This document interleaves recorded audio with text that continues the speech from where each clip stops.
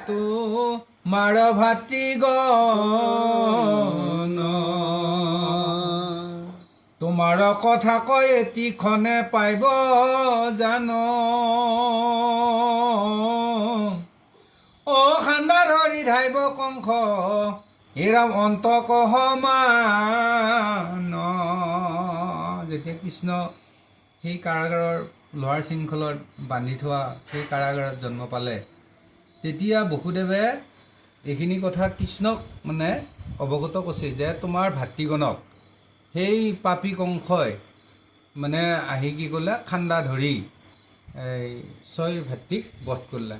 তোমাৰ ভাতৃ গতিকে এইখিনি কথা এই মানে কৃষ্ণক বসুদেৱে অৱগত কৰিছিল